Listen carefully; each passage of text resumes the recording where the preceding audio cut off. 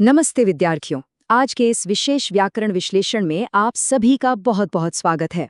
आज हम हिंदी व्याकरण के एक बेहद ही रोचक और एकदम जीवंत विषय पर बात करने वाले हैं।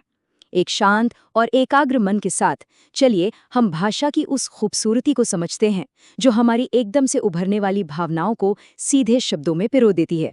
केंद्रीय विद्यालय मासिमपुर की रश्मि विश्वास जी द्वारा तैयार की गई इस शानदार सामग्री के जरिए आज हम कुछ नया सीखेंगे। तो चलिए बिना किसी देरी के शुरू करते हैं। विषय की गहराई में जाने से पहले जरा इस एक छोटी सी बात पर विचार कीजिए। मान लीजिए आप रास्ते पर चल रहे हैं और अचानक पैर फिसल जाए या गलती से कहीं चोट लग जाए, तो मुंह से एकदम से क्या निकलता है?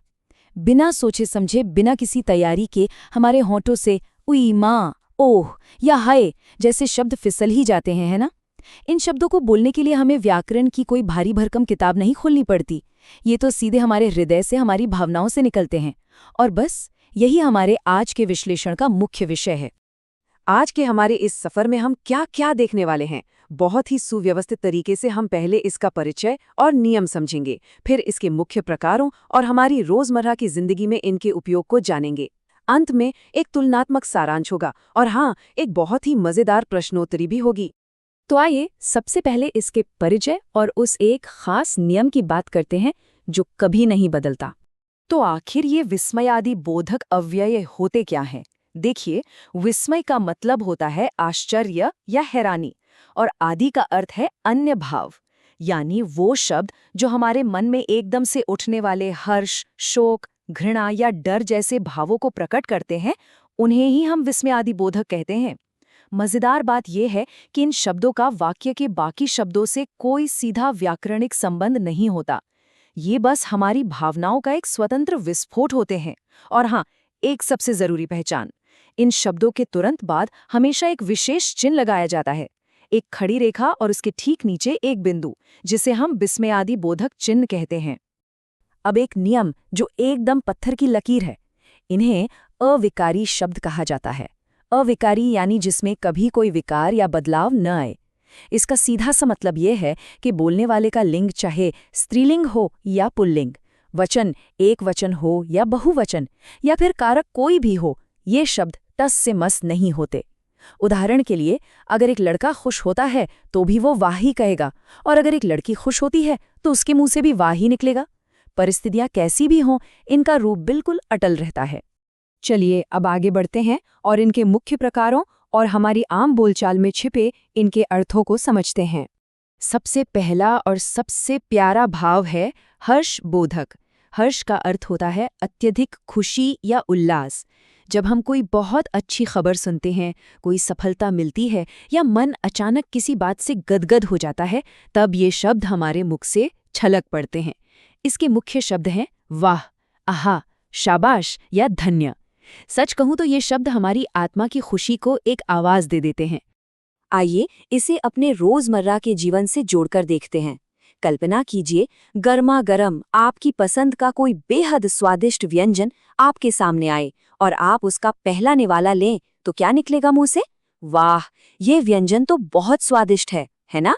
इसी तरह जब कोई विद्यार्थी कक्षा में किसी बहुत ही कठिन प्रश्न का सही उत्तर दे देता है, तो एक शिक्षक के मन से अचानक निकलता है, शाबाश, तुमने बिल्कुल सही उत्तर दिया।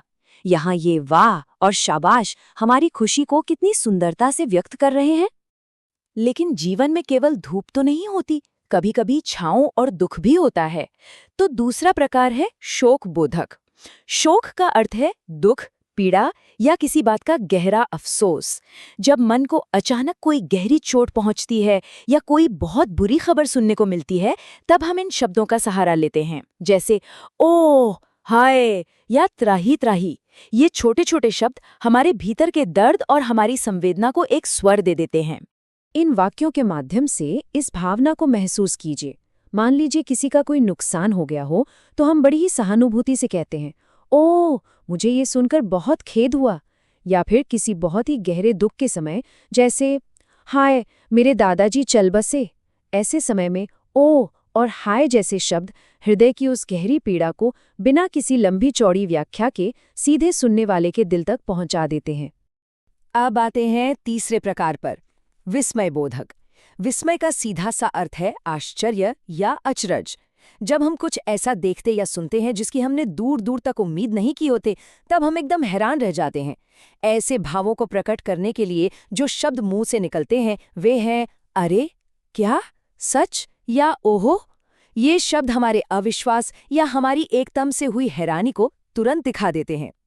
उदाहरण के तौर पर सोचिए कि आपका कोई पुराना मित्र बिना बताए अचानक आपके दरवाजे पर आ खड़ा हो, तो आप तुरंत क्या कहेंगे?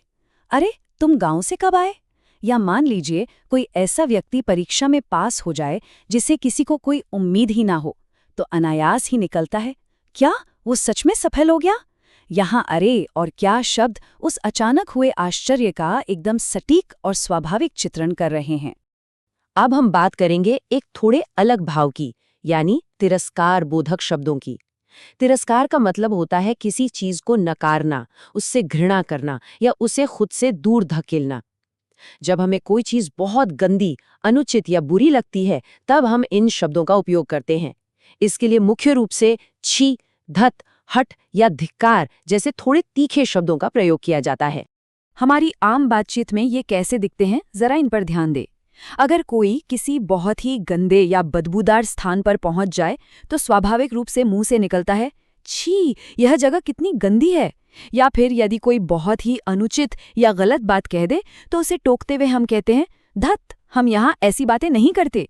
इन उदाहरणों में किसी चीज को नापसंद करने या दूर करने का भाव पूरी तरह से स्पष्ट हो जाता है। मनुष्य के भीतर एक और बहुत ही तीव्र और शक्तिशाली भावना होती है, डर। इसे हम भय बोधक कहते हैं। भय का अर्थ है डर, घबराहट या आतंक।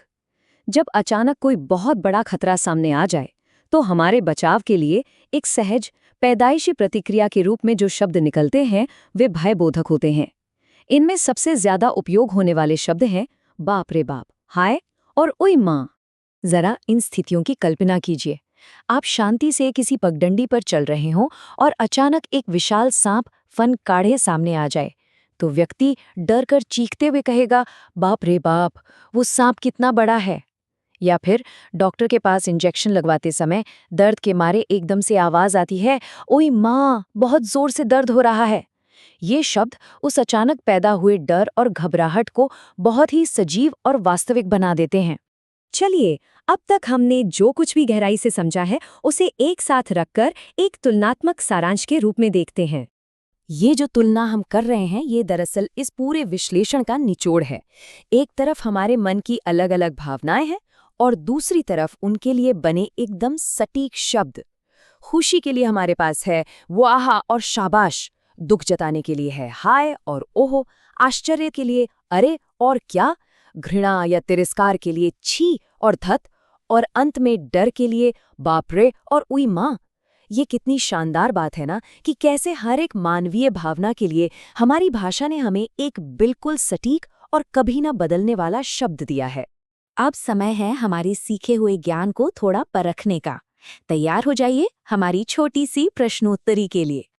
तो प्रश्न कुछ इस प्रकार है, यदि अचानक कोई बहुत ही खतरनाक जानवर सामने आ जाए, तो इनमें से किस विस्मयादिबोधक शब्द का प्रयोग होना चाहिए? आपके विकल्प है क वाह, ख छी, ग बाप रे या घ शाबाश। जरा सोचिए, एक खतरनाक जानवर सामने है, जाहिर सी बात है डर लगेगा। और जैसा कि हमने अभी कुछ ही देर पहले सीखा है, डर या भय की स्थिति में हम हमेशा भयबोधक शब्द का उपयोग करते हैं। इसलिए बिल्कुल सही, हमारा सही उत्तर है विकल्प ग, बाप रे। मुझे पूरा यकीन है कि आप सभी ने बिल्कुल सही अनुमान लगाया होगा। इस विश्लेषण को समाप्त करते हुए मैं आपके साथ एक विचार बांटना चाहती हूँ। जरा सोचिए, क्या हम मनुष्य कभी भी अपनी सबसे गहरी और अचानक उठने वाली भावनाओं को इन छोटे छोटे, कभी न बदलने वाले शब्दों की ताकत के बिना पूरी तरह से व्यक्त कर सकते थे? बिल्कुल नहीं। ये छोटे शब्द ही हमारी भाषा को जीवंत बनाते हैं और हमारी भावनाओं को एकदम वास्तविक रूप देते हैं। इस महत्वपूर्ण विषय को इतने ध्यान और लगन से समझने के लिए सभी विद्यार्थियों का बहुत बहुत धन्यवाद। ऐसे ही सीखते रहिए और भाषा की इस अनूठी सुंदरता का आनंद लेते रहिए।